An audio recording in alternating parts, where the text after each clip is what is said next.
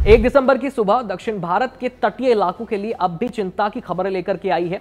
दक्षिण पश्चिम बंगाल की खाड़ी में बना चक्रवात दितवा फिलहाल कमजोर पड़ रहा है, लेकिन उसके असर से तमिलनाडु, पुदुचेरी और तटीय आंध्र प्रदेश में अभी भी हालात गंभीर बने हुए हैं।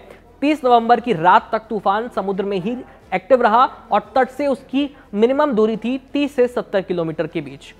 मौसम विभाग के मुताबिक 30 नवंबर तक दितवा लगभग 5 किलोमीटर प्रति घंटे की रफ्तार से उत्तर की ओर आगे बढ़ रहा है।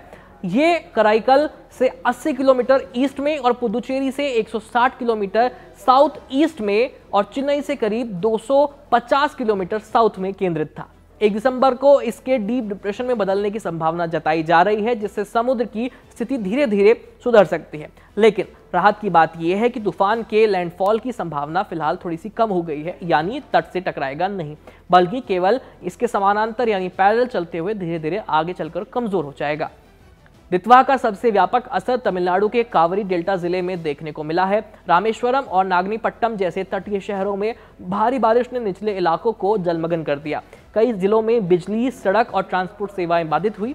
अगले 24 घंटों में जिन जिलों में भारी बारिश की चेतावनी जारी हुई है उनके नाम है कुछ इस तरह: कुड्डालोर, नागनीपट्टम, विल्लुपुरम, चोंगलपट्टू, पुदुकोट्टई, चेन्नई और कांचीपुरम। साथ ही पुडुचेरी और कराईकल में 60 से 80 किलोमीटर प्रति घंटे की रफ्तार से तेज हवाएं चलने की संभावना है। पुदुचेरी के गांधी बीच इलाके में पुलिस और रेस्क्यू टीमें लगातार गश्त कर रही हैं। समुद्र बेहद उग्र है और तेज हवाएं चल रही हैं। पर्यटकों को बीच में ही वहां से हटा दिया गया। राज्य सरकार ने 28 टीमें को अलर्ट पे रखा है और 10 एक्स्ट्रा टीमें बाहर से मंगाई हैं।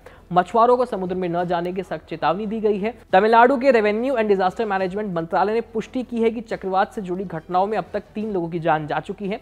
टुटिकोरिन और तंजावुर में दीवार गिरने से 2 लोगों की जान चली गई। वहीं मयिलादुथुराई में 20 वर्षीय युवक की करंट लगने से जान चली गई। इसके अलावा करीब 150 मवेशियों की मौत हो चुकी है। 57,000 हेक्टेयर खेती की जमीन पानी में डूब गई है। डेल्टा जिलों में फसलों का काफी नुकसान हुआ है। बारिश और तेज हवाओं के कारण हवाई सेवाओं पर काफी असर पड़ा है। तमिलनाडु में 50 से ज्यादा फ्लाइट्स रद्द कर दी गई। रेल और सड़क यातायात भी कई जगहों पर प्रभावित रहा। IMD के अनुसार 1 दिसंबर को तमिलनाडु, तटीय आंध्र प्रदेश, यनम और रायलसीमा और तेलंगाना में कुछ स्थानों पर भारी से बहुत भारी बारिश रह सकती है। चक्रवात 1 दिसंबर को कमजोर होने की उम्मीद रखता है। दोपहर तक इसके डीप डिप्रेशन में बदल करके आगे बढ़ने की उम्मीद जताई जा रही है। फिलहाल इस खबर में इतना ही। देखते रहिए कड़क। धन्यवाद।